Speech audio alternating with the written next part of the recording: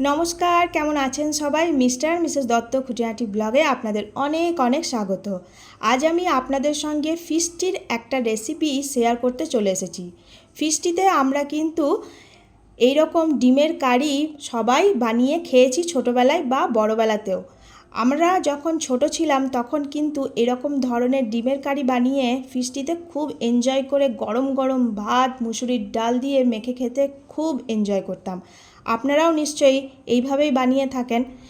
যদি খেয়ে থাকেন অবশ্যই আমাকে কমেন্টে জানাবেন।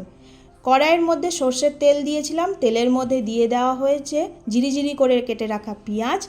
পেঁয়াজের পর দিয়ে দেওয়া হলো আদা রসুনের পেস্ট। এবার এই আদা রসুনের পেস্টটাকে দেওয়ার পর মোটামুটি 30 সেকেন্ড মতো কষানোর পর তার মধ্যে দিয়ে দেওয়া হয়েছে জল আর দিয়ে দেওয়া হলো টমেটো কেচাপ। তার মধ্যে দিয়ে দেব হলুদ, নুন আর যা যা মশলা থাকে মোটামুটি সেই সব মশলাগুলো দেওয়ার পর মশলাগুলোকে ভালো করে কষিয়ে নিয়ে তার মধ্যে দিয়ে দেব সেদ্ধ করে রাখা ডিম। এইভাবে ডিমের কারি সবার সঙ্গে মিলে মিশে ফিশটিতে খেতে কিন্তু অপূর্ব সুন্দর লাগে। আপনারাও নিশ্চয়ই এরকমভাবে খেয়েছেন। যদি খেয়ে থাকেন অবশ্যই কমেন্ট করে জানাবেন। আর আজকের এই চটপট রেসিপিটা আপনাদের কেমন লাগলো অবশ্যই সেটা কমেন্টে জানাবেন।